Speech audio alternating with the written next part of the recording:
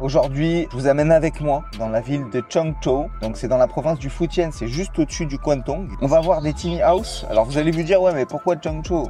Ils sont pas bêtes hein, les Chinois. Ils ont compris que dans la province du Guangdong, que ce soit autour de Guangzhou ou de Shenzhen, les coûts d'infrastructure ont beaucoup augmenté. Et donc là, comme c'est des tiny houses et qu'il y a besoin de pas mal d'espace, on va dans cette ville parce que justement les coûts certainement d'infrastructure sont plus économiques, plus compétitifs. Donc on va voir cette usine, on y va avec Sébastien et je vous amène voir tout ça de plus près.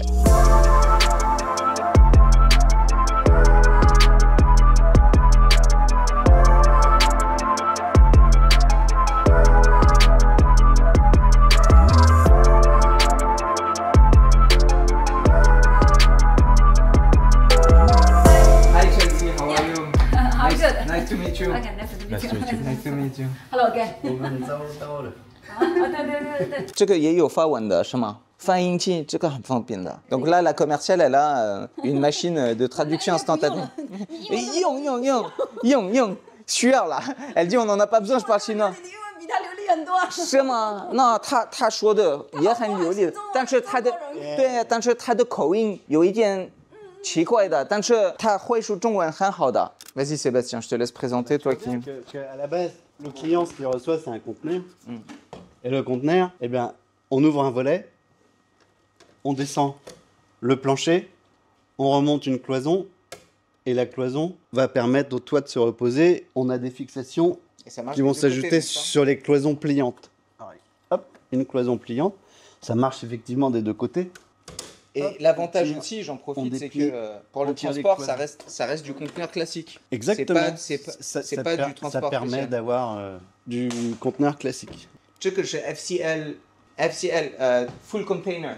20 feet. 20 feet. Ok, c'est un 20 pieds. And of course, you have 20 feet and 40 feet also. Yeah. So we will see. Donc vous voyez, ça c'est un conteneur 20 pieds classique. L'avantage c'est que c'est pas du transport particulier. On n'est pas sur des modes de transport particuliers. Et donc le coût va être aussi compétitif. Sachant que vous êtes dans les dom-toms, la question du transport a un impact significatif sur le coût de revient final. Et forcément, si on est sur des dimensions exceptionnelles, ça va engendrer un transport avec des équipements logistiques un peu particuliers, le flat rack, etc.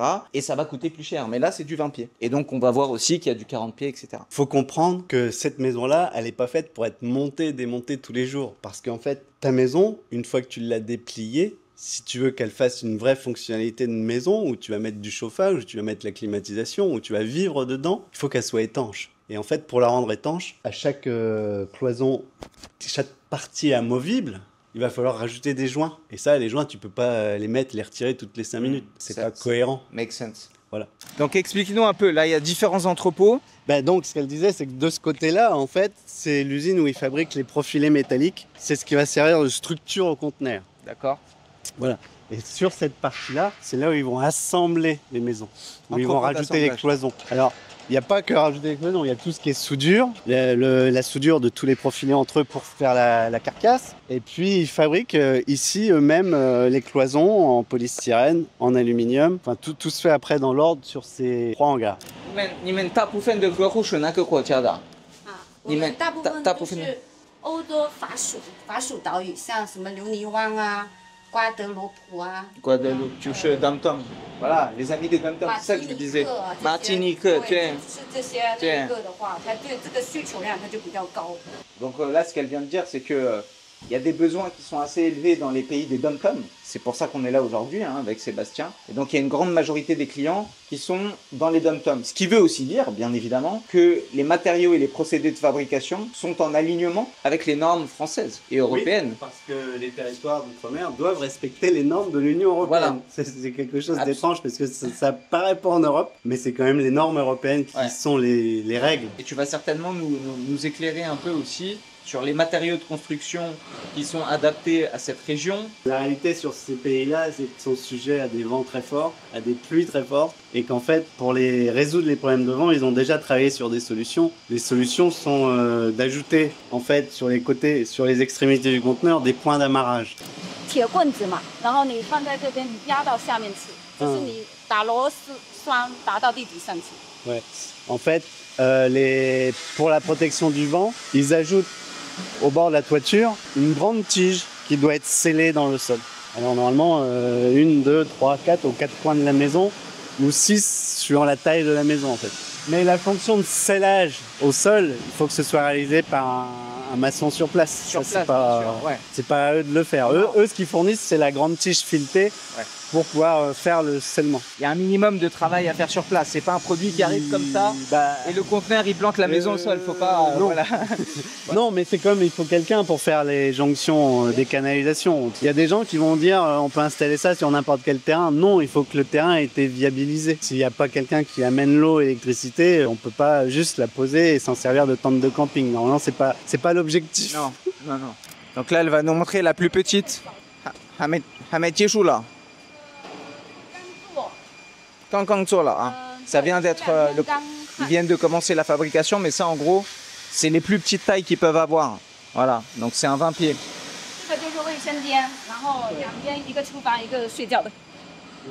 Voilà. Comme dans toutes les maisons en fait, tu as la partie centrale du conteneur, les parties qui se déplient à gauche et à droite. Et sur la dalle centrale, en fait, tu as les plaques qui accueillent tout ce qui est canalisation. Tu vas renfermer toute la salle. Et c'est pour ça que, comme c'est au centre, la salle de bain est toujours au centre. La cuisine est toujours normalement accolée au centre pour que tout ce qui est haut soit au même endroit. Donc là, elle vient de nous expliquer qu'en fait, ça, c'est les plus hautes des tiny houses qu'elles ont. Alors bien sûr, d'un point de vue tarifaire, c'est plus élevé. Hein. Elle nous explique ça, mais... On regarde la maison blanche. Voilà, très bien, on peut voir la différence là. Il y a quand même au moins 40 cm de différence. Mais quand tu es à l'intérieur, avoir un plafond qui fait 40 cm de plus en hauteur... Ah mais ça joue. Ça te donne vraiment l'impression de mieux respirer, tu vois. T'as une sensation beaucoup plus agréable. Alors après, faut franchir le pas. Accepter, plus cher ou pas. Ah bah oui, bien sûr, c'est ce qu'on disait l'autre jour. Hein. On peut pas avoir des produits de meilleure qualité à moindre coût. Il y a une corrélation tarifaire, mais c'est tout à fait logique. Bon, petite parenthèse, hein, pour ceux qui voient que je suis en tenue de sport. Ce qu'on fait, c'est du sport en fait. Hein. On se balade dans les usines, on visite les usines, on bouge beaucoup. Il fait super chaud, donc je vais pas. C'est pas la bureaucratie. Je vais pas mettre un costume cravate 3 pièces, d'accord, ou un costume cravate. Je fais ça parce que c'est beaucoup plus facile de le faire. Mais on garde quand même une dimension professionnelle pour ceux qui se diraient, il est en jogging.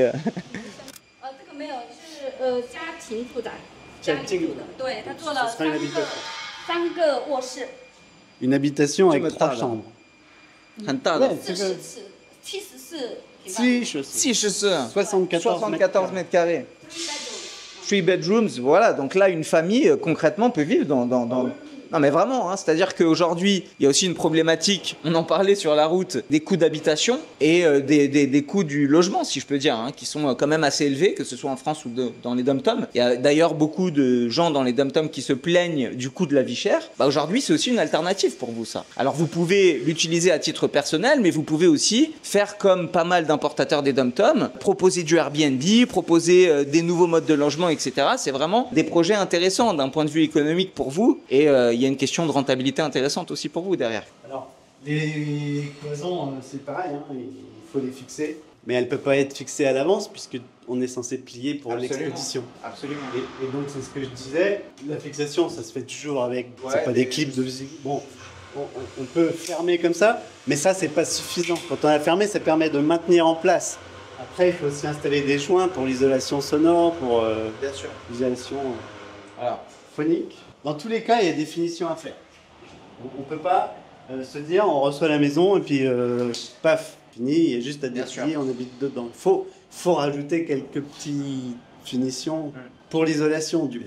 Et tu as une estimation des coûts approximatifs qu'un importateur devrait assumer à destination pour ce genre de travail manuel qu'il faudrait faire? Il faut prévoir une enveloppe de combien, grosso modo, hein, je ne te demande pas un budget au centime près, mais à peu près, toi qui a fait des études dans ce milieu. Alors techniquement, moi, quand je vous parle de finition, normalement, ils vous fournissent le matériel pour les faire. Ils vous fournissent les joints. Il n'y a pas vraiment de frais supplémentaires. Alors, les frais que vous avez à faire normalement, c'est ceux d'avoir une inspection locale. Vous savez, en France, on a des tests thermiques pour avoir le droit de la louer. Ouais. Parce que si vous voulez la louer, il faut avoir l'autorisation du gouvernement. Donc il y a un test à faire. Mais pour quelqu'un qui ne bricole pas, comme moi par exemple, il faut faire appel à des professionnels, mais c'est très peu significatif en comparaison à... Mais sur des pays comme la France, je pense que vous n'avez pas pour 1 000 €. Hein. Voilà, donc c'est très peu significatif. Alors on va parler des prix des différents modèles après, des prix X-Work, FOB, mais comme ça vous donnera aussi une enveloppe approximative hein, pour ceux que ça intéresse vraiment les tiny house.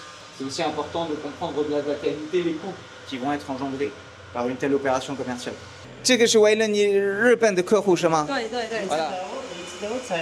Donc ça c'est pour son client japonais qui vient de lui rendre visite. Je vous ai parlé des marchés de prédilection, Amérique du Nord, Dom-Tom, donc c'est déjà un gage de fiabilité. Mais le Japon aussi, on sait qu'ils sont très exigeants sur la qualité. Et donc là il y a un client japonais qui vient de passer commande. Oui, alors elle vient de dire que ça c'était pour le Japon. Et je voulais demander, ce Shonage Ribbon Bien et Shonan Bien de... En fait Sébastien il demande si c'est Japon du Nord ou Japon du Sud. Et Sébastien, tu demandes ça pour l'humidité ou le... Non, l'épaisseur, ouais, voilà. S'il était au nord du Japon, c'est froid, même plus froid que la France éventuellement. Il faudrait des cloisons vachement épaisses. Et si... Non, ça a l'air moyen. Là, on doit être à 7,4. Voilà. How much? 多少? 75. 75. Okay, voilà, 7,5. 7,5 voilà. Donc on est sur du moyen en épaisseur de cloison. 但是如果天气好冷还是天气好热，这个有什么区别的？可以bien. 这个是 EBS 做的，天气比较冷，我们换材料。这个是比较热的，合适比较热的国家，是吗？对对对。 Donc ça correspond à des pays chauds. Donc vous voyez, on a une épaisseur qui n'est pas 7,5 cm. très importante, qui est moins épais que des pays froids, où comme tu l'expliques, là on a besoin... Il prévoit des parois de 10 cm pour des pays plus froids. 等一下，那边有100过的。 Bah, 10 cm. Là-bas, il y a, voilà. Donc là-bas, il y a une épaisseur de 10 cm, plus adaptée à des pays froids. Donc là, je m'adresse aux clients des Dom-Tom. Mais il n'y a pas que les clients des Dom-Tom, nos amis du Canada. Vous qui connaissez le grand froid, contrairement à nos amis des Dom-Tom, il y a aussi des produits pour vous. Il y a aussi des produits pour vous avec des épaisseurs plus adaptées à votre pays, à votre climat. Voilà, là on a une maison avec des portes battantes. Ce qui se prête beaucoup mieux pour faire des bureaux, parce qu'on peut aussi accueillir du public. On n'est pas seulement censé faire de la maison d'habitation. D'accord, donc aussi des bureaux commerciaux. Et l'avantage, c'est que ça coûte moins cher de faire importer des bureaux de cette nature que, d'avoir une tour à la Défense. Hein que doubler. Non, voilà. Ils peuvent aussi faire des baies vitrées en fait. Mais je pense qu'on verra peut-être des modèles avec des baies vitrées. D'accord, très bien. On va poursuivre. C'est passionnant tout ça, on a envie de passer la journée, mais notre amie Chelsea nous a fait comprendre qu'elle avait un agenda assez chargé. 所以我们就这个跟这个全部都用 PU 材质。PU PU material. En fait, ce qu'elle nous explique là, ce que j'ai compris, c'est que en fait, l'utilisation des matériaux et la répartition des matériaux dépend selon le climat du pays. Ah, oui. Voilà, dépend du climat. Ils conseillent des choses différentes. Voilà. Pour un pays standard, qui n'a pas de grande nécessité d'isolation, ils vont simplement se contenter des cloisons standards, avec des épaisseurs variables, polystyrène, aluminium. Exactement. Voilà, c'est leur matériau de base pour faire les cloisons. Mais quand il y a besoin d'une isolation, alors isolation au froid, mais pour la pluie, les fortes pluies et autres, ils ont ces panneaux qu'ils appellent PIO, qui servent de décoration, qui s'ajoutent en couche, qui ajoute une couche d'air, qui fait qu'effectivement il y a une isolation beaucoup plus grande. Mais voilà, il m'avait expliqué que de toute façon, dans tous les cas, il ne voulait pas dépasser plus de 10 cm d'épaisseur pour permettre à l'ensemble des cloisons de se replier et de laisser la partie centrale qui est la salle de bain. Ils peuvent dépasser les 10 cm d'épaisseur au total s'ils réduisent la taille de la salle de bain. Mais ça, voilà, c'est des négociations avec le client. Si vraiment il y a des extrêmes demandes de température, d'isolation, ils peuvent encore faire plus épais. Si vous êtes un importateur et que vous avez des exigences particulières sur les matériaux et la répartition des matériaux ici, il n'y a aucun problème. Ils peuvent le faire sur mesure pour vous. Donc eux, ils vont conseiller éventuellement cette cloison ici, cette cloison extérieure en PIO et une autre cloison intérieure pour la décoration intérieure. Donc il y aura 3 couches différentes en fait. Voilà, très bien. Pour le plus haut de gamme. Bien sûr. 然后你们这里有没有 MOQ 这种呢就一个就可以了。Voilà. Donc vous pouvez importer une seule pièce. Juste qu'en fait, quand tu commandes des maisons 20 pouces, au format 20 pouces, 20 pieds, ouais. 20 pieds, ils te conseillent éventuellement de les commander par deux parce qu'ils peuvent en charger deux dans un conteneur de 40 pieds. Et ouais, très bien ça. Donc vous pouvez même optimiser comme le suggère Sébastien. Donc ici, voilà, 10 cm d'épaisseur. Et donc 10 cm d'épaisseur qui est plus adapté pour certains marchés, n'est-ce pas? Oui, bah là, elle m'avait parlé la dernière fois qu'elle en avait vendu pour la Pologne. où effectivement le climat de la Pologne peut être un petit peu rude en hiver, et en mettant des cloisons plus épaisses, on arrive à affronter le grand froid. Donc en plus de la vodka, nos amis polonais ont aussi des cloisons plus épaisses pour les réchauffer.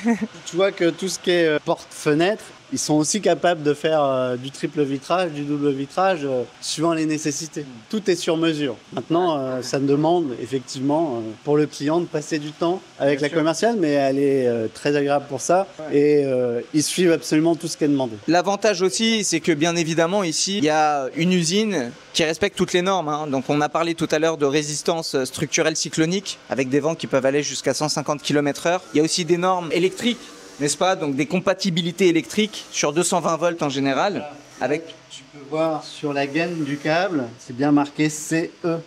Voilà, ça c'est l'œil de l'inspecteur. Regardez. Ils utilisent bien du matériel qui est conforme pour la communauté européenne. Absolument. Je pense que sur le compteur, on doit trouver aussi... non, là c'est tout en chinois. Ce que tu là, ah, tu le vois le CE? Ouais. Ah, c'est parce que je suis trop petit moi. Voilà, donc, le CE il est au-dessus. Donc là, elle vient de me dire qu'il y avait une centaine d'employés, ce qui n'est pas une usine extrêmement grosse, mais ce qui n'est pas du tout ridicule. C'est corrélé au chiffre d'affaires très certainement, mais ça montre aussi qu'il y a une certaine flexibilité pour ceux qui veulent peut-être des spécificités particulières. 100 personnes, ça reste humain surtout. Ouais, ça reste donc, humain. Ça veut bien dire qu'ils peuvent faire de la personnalisation. Exactement. Et donc j'imagine que pour le chargement, ils utilisent des grues qu'on va peut-être voir quelque part. Bah il y a les... Normalement, tu vois les barres oranges là? Ouais. Bah c'est des palans. En fait, ils sont montés sur les rails pour les soulever et les descendre. Voilà. Tout le long du hangar. Non, c'est entièrement électrique. Et on voit un peu les palans. Moi, j'ai pas mes lunettes, donc d'ici c'est un peu flou. Je te prête mes lunettes si tu veux. mais toi tu dois les voir. Donc. Ouais, je les vois. Et là, donc quand tu vois la structure nue, sans les cloisons, eh bien, tu vois déjà la plateforme de la salle de bain, qui est au centre, dans la partie centrale, et qui est là pour accueillir, c'est ouvert au bout pour accueillir tout ce qui est canalisation sortie. Donc ici, l'avantage, c'est qu'ils maîtrisent toute la chaîne de production. Ah, ils font tout de A à Z. Carrément. C'est ce qui leur permet d'être aussi compétitifs sur les prix. Bah, il y a la matière première, il y a l'aluminium. On entend le découpage, mais ils font aussi de la soudure. Si on se déplace là-bas, tu peux voir des ouvriers qui soudent. Voilà. Là, on va se déplacer sur le hangar d'à côté. On va voir qu'ils font aussi eux-mêmes les cloisons. Ils achètent le polystyrène, ils achètent les rouleaux d'aluminium et ils fabriquent eux-mêmes toutes les cloisons. Voilà. Et ça, c'est ce que je vous dis souvent. Quand vous choisissez un fournisseur, regardez si c'est vraiment son secteur, étudiez son degré de spécialisation. Et ici, il y a une maîtrise de toute la chaîne de production, comme vient de le dire Sébastien, ce qui permet aussi d'avoir des coûts plus compétitifs, des coûts plus bas. Et ce qui vous permet à vous de gagner plus d'argent derrière. Donc il y a la salle de peinture avec du spray. Alors j'avais fait une visite d'usine de bateau qui faisait un peu la même chose, et donc là c'est le même principe en fait, hein. Pour la structure que Sébastien vient de nous montrer, voilà, ça rentre dedans, on va voir ça. Alors Sébastien, vas-y, redis-nous. Donc là, elle nous expliquait que ce modèle est sorti en fait du four, ils ont été chauffés, et ici, ça c'est les salles de peinture. Ah d'accord, donc c'est là-bas en fait la salle de peinture. Moi, j'ai déjà vu de la peinture sur carrosserie, donc c'est un peu le même concept. C'est projeté, pulvérisé. Il y a une salle parce que ça évite d'en foutre partout. Bah ouais, idéalement. C'est con, mais c'est ça. On va pas salir le t-shirt Sino Sourcing quand même. Heureusement. Ce serait dommage. Et donc, bon, bah là, tu vois les palans pour les soulever et les descendre. Hein. Voilà. Ouais, j'ai parlé d'empotage, c'était une erreur tout à l'heure. C'est plutôt pour la manutention interne. Ouais. La manutention interne. Bah après, quand ils chargent sur les camions, ils utilisent la même chose. Mais... Ouais, tout à fait. Tout à fait. Et donc cette salle-là, est-ce que tu peux nous expliquer un petit peu? Non, je ne peux pas. Voilà, Sébastien, toujours aussi sympa. Je ne peux pas parce que techniquement, je ne l'avais pas vu lors de ma première inspection. Donc je n'ai pas eu de... On n'en a pas parlé. Et aujourd'hui, elle ne peut pas... 这个是为了做什么？这边就是把它喷上去，然后这个就烤，让它 Kao, 着。 c'est le cuir, four, quoi. cuir, mais cuire après la peinture. High temperature. Mais je sais pas, ça il faudrait se renseigner sur la vraie utilité en fait. Il y a forcément une finalité technique. Ouais. Mais voilà. Bon bah voilà, ça va être notre. On sait pas tout hein, forcément. On est. La question on n'est pas infaillible. Hein, donc on va demander. Mais... Ah, ok. Donc ça c'est comment ça vient d'origine. Voilà. Le matériel nu, voilà. Et juste après, vous avez la structure noire qui a été peinte là-bas, qu'on vient de voir. Voilà. Donc ça c'est l'étape 1 en fait là. Ça c'est l'étape 1. Et après la peinture, c'est dans cette petite salle que vous venez de voir derrière. Et après, il y a le four derrière, mais le four, je vous avoue que je sais pas encore. Elle dit four et c'est peut-être juste un séchoir en fait. Ou un séchoir, voilà, ça doit être ça en fait. Non, ça doit être ça. La chaleur doit faire sécher rapidement la peinture. Durcir la peinture. Absolument. Parce que tu pourrais dire tu sèches à l'air libre. Elle pourrait utiliser le terme séchoir, bien rond, mais elle utilise le terme KO. Et KO pour moi c'est un four. Donc en fait, je peux pas dire que c'est un séchoir. Non mais je crois qu'on a compris l'idée. Ça, c'est le matériel de soudure. Un poste à souder, des postes à souder, des casques à souder. Et on entend qu'ils découpent. Donc par là, ils doivent faire du découpage, du soudage. Quand c'est assemblé, après ils font la peinture. Ils sèchent la peinture et après ils font l'assemblage sur les panneaux. Nous on a vu le produit fini et on a décomposé dans le sens à l'envers un peu le on est remonté, on est remonté, voilà. C'est intéressant aussi de voir un peu, de décortiquer de cette manière. Donc avant ils faisaient que de la structure métallique, si j'ai bien compris. Bah, avant ils produisaient des matériaux qu'ils vendaient, voilà. Mais ils produisaient aussi des conteneurs. Voilà. Donc avant c'est super intéressant. En fait, l'historique de cette entreprise, c'est intéressant parce que ça nous montre la maîtrise de la matière première et la maîtrise des coûts. Donc avant, ils faisaient des structures métalliques et des conteneurs et ils se sont adaptés à la demande du marché. Et depuis 3-4 ans maintenant, ils font des tiny house. Mais pourquoi ils peuvent se le permettre? Parce qu'il y a une maîtrise de toute la matière première et de toute la ligne de production, en fait, sur vraiment toute la chaîne de valeur. Là, tu as un modèle qui faisait avant, voilà, mais qui continue de vendre beaucoup pour faire des toilettes. Et ouais. Ils l'appellent Washington. Avant, ils faisaient que ça. D'accord. Donc avant, c'était pas des conteneurs, je me suis trompé, mais c'était plutôt, vous savez, les espèces de box que vous trouvez sur les chantiers. Voilà, absolument, sur les chantiers. Et en fait, c'est la maîtrise de la matière première et de toute la ligne de production qui leur permet aujourd'hui de maîtriser les tiny house. C'est un nouveau marché. C'est un nouveau marché, voilà. Bien sûr. Mais ce qui est intéressant, c'est qu'ils maîtrisent toute la chaîne de valeur ici. Ils maîtrisent tout, oui, parce qu'ils produisent la matière première. Bah, la matière première, non, ils achètent le polystyrène, mais ils maîtrisent la chaîne. Ils font les cloisons, ils font les profilés métalliques. Donc en fait, voilà, 90% du produit, c'est eux-mêmes qui le font. À un moment, ils sont compétitifs. Bah ouais.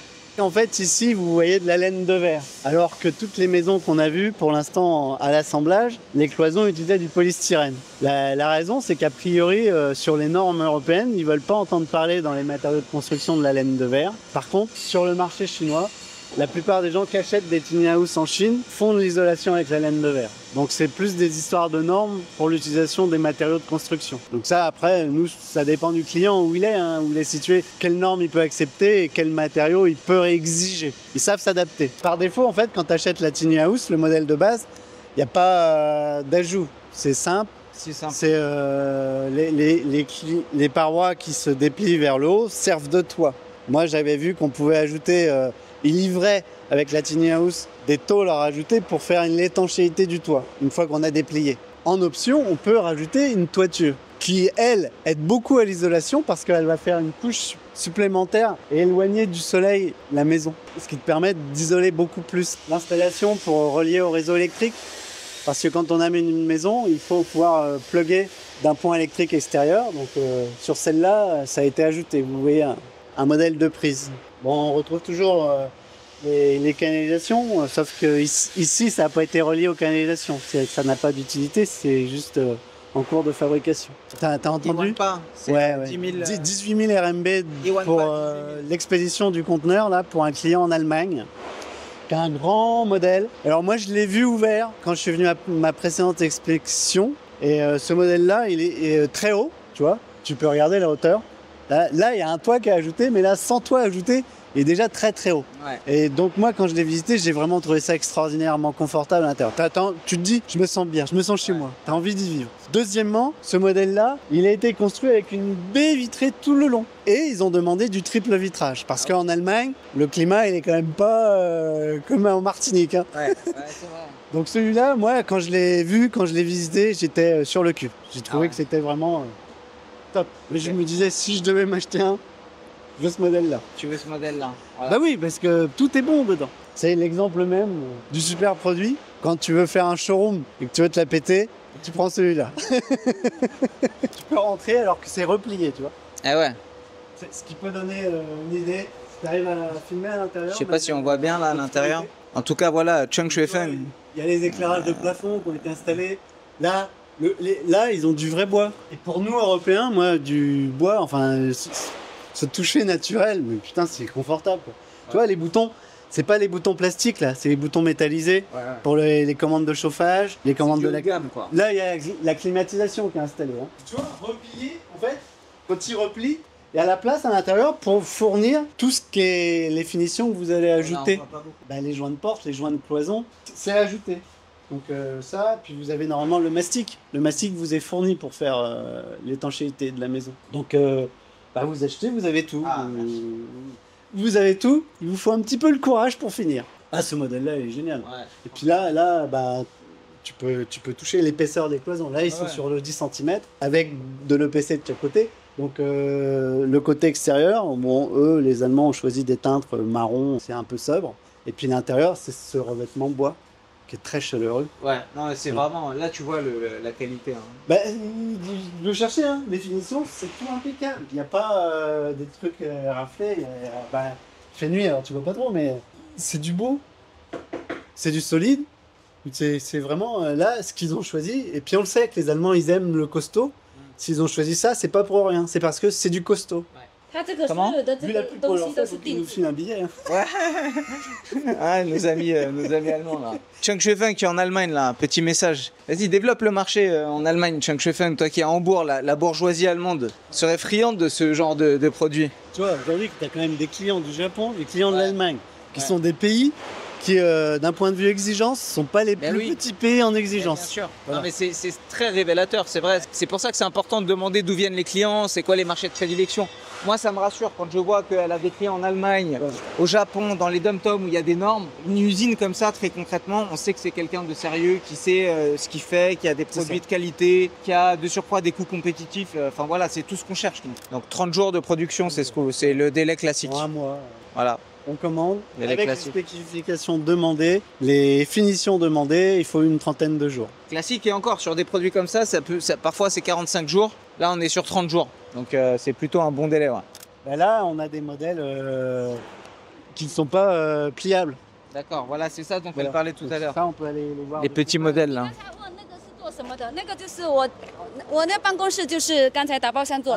Tu vois, leur bureau là-bas. Ouais. Tu vois, sur 3 étages. Oui. On voit qu'il y a... D'accord. Il y a un plateau intermédiaire, si tu veux. C'est gerbable, quoi. Tu peux les mettre, les superposables. Donc vous voyez les bureaux qu'on a visités dans un premier temps, avec les espèces de miroirs là-bas. À l'aide de cette structure qu'on a vue là-bas, Tapaoxiang, c'est ça? Tapaoxiang, qu'on vient d'apprendre comme mot. Voilà, on apprend le chinois en même temps, on apprend le mandarin avec Sébastien, c'est top. Donc avec le Tapaoxiang, on peut superposer en fait ces espèces de boîtes métalliques. Voilà. Je vois Quentin qui filme, qui apprend le chinois aussi. Et qui est content d'apprendre le mandarin avec nous. Il va les filmer de plus près, c'est quand même vachement impressionnant. Et derrière, ils ont les soucheux, là, les logements. Non, attends, je te rappelle que l'audience ne parle pas mandarin, Sébastien, donc s'il te plaît. Bah, derrière, ils ont les logements pour le personnel, pour les travailleurs, qui sont faits aussi avec leurs conteneurs. C'est pour les arrêts de bus? Mais ça intéresse toutes les préfectures, les villes. Ouais, après les agglomérations urbaines ont besoin de matériel urbain. Préfectures. Du matériel urbain. Donc s'il y a des maires qui nous regardent, des préfectures. Anne Hidalgo, merci, tout à fait. Sachez qu'on peut décrocher un gros marché là. Voilà, il y a quelque chose à faire avec nos amis chinois. Ouais, là, tu mets un arrêt de bus comme ça, il n'y a plus de place pour les vélos. Hein. Ouais, non, mais ça, c'est customisable. On sait s'adapter pour les préfectures. On peut tout customiser. Soucheux. Les logements. Ah ouais. Les dortoirs qui ont été installés. Puisqu'ils les empilent, ils ont rajouté escalier pour monter à l'étage. Ça s'est fixé sur la structure extérieure. Ce qu'on a vu, les Baoxiang, ils s'emboîtent les uns dans... Enfin, ils s'ajoutent, ils s'additionnent les uns dans les autres. Ça leur coûte pas cher alors. Ça veut dire qu'ils de loger les ouvriers ici, ça leur coûte pas cher. C'est l'optimisation de bout en bout là. Ils ont fait eux-mêmes leur dortoir, ils ont tout fait. Hein. Ils ont tout optimisé. Ils sont autonomes. 20尺的大概7000到1万多都有。 Ok, donc de 7000 à 10 000, et là on parle d'USD. Hein. Ouais, US. Voilà, on parle pas US dollars en général, c'est facturé en US dollars, ok. Donc sur les plus petits modèles, on commence de 7 à 10 000 dollars. Donc sur les plus chers, ça va de 10 à 30 quoi en gros. Comme elle l'a dit là dans sa réponse, c'est-à-dire que ça dépend. Ça dépend de ce qu'on commande, ça dépend de l'option de personnalisation, ça dépend des finitions, ça dépend de beaucoup de choses. Mais ça vous donne une fourchette. Voilà, ça vous donne une fourchette pour ceux que ça intéresse. Je sais que chez FOB de Tiaker. FOB Shenzhen de Tiaker, et je Guangzhou. Xiamen. Ah, ouais. Alors Xiamen, ouais, il faudrait voir les prix du port à Xiamen parce que c'est pas un port principal, mais bon, on peut expédier depuis Xiamen, il n'y a aucun souci. C'est juste qu'il faut faire la comparaison en fait du prix de l'usine jusqu'à Guangzhou ou Shenzhen et ensuite du fret maritime de Shenzhen ou Guangzhou jusqu'à Le Havre par exemple. Qu'on n'est pas très loin. Qu'on n'est pas loin. Ou alors faire la comparaison FOB Xiamen jusqu'à Le Havre. Mais comme Xiamen Le Havre ou Xiamen Fosse ou Xiamen Anvers, il y a moins de trafic, le prix doit être un peu plus élevé effectivement. Mais ça vous donne un ordre de grandeur. C'est un calcul. C'est un calcul à faire. C'est un calcul qu'on peut faire d'ailleurs pour vous. Hein. Je vous rappelle que Sino Sourcing, c'est aussi Sino Shipping, activité transitaire. Donc on peut faire le calcul pour vous et vous dire à peu près le coût rendu dans les dom-toms, sachant que nous on fait des dom-toms aussi hein, en transport. Donc octroi de mer, TVA, etc. Voilà, on calcule le prix final TTC avec le contrôle qualité, bien évidemment, dans la prestation de notre ami Sébastien, qui connaît bien cet univers, qui se déplace pour vous dans les usines et qui peut faire un contrôle qualité assez approfondi. Voilà, donc ça vous montre l'opportunité que présente ce marché des tiny house. On vient ici parce qu'on a beaucoup de demandes, parce qu'on veut trouver les meilleures usines pour vous, avec les meilleurs prix et la meilleure qualité. On ne va pas jouer la carte du prix au détriment de la qualité, on veut les deux. Et ici, on est dans une usine, comme je vous l'ai expliqué, qui est dans une région particulière, avec des coûts plus bas, une usine qui maîtrise toute la chaîne de production. Je me répète, hein, mais l'éducation, c'est la répétition. Et donc ça, j'insiste sur les points les plus importants. Et vraiment là, on est sur des produits de qualité et à des coûts quand même très compétitifs. Est-ce que toi, tu as un mot pour la fin, quelque chose à dire à nos amis qui nous regardent?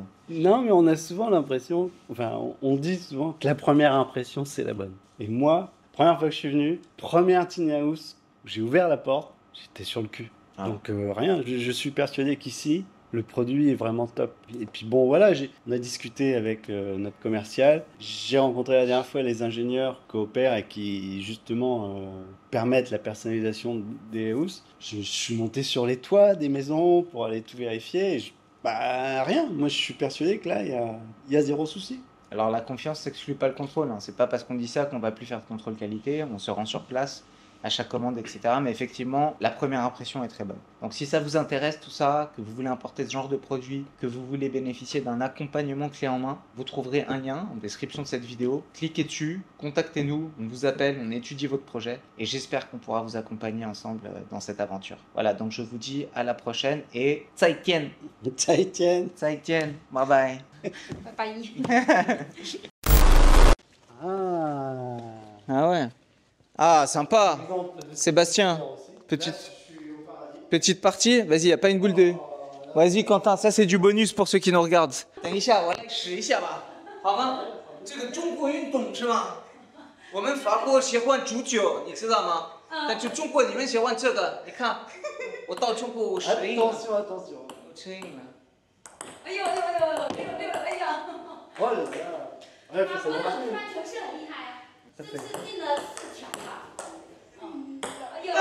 哎呀，太厉害了，很棒，是吗？我赢了，我赢了。啊，regarde, même elle est commencée.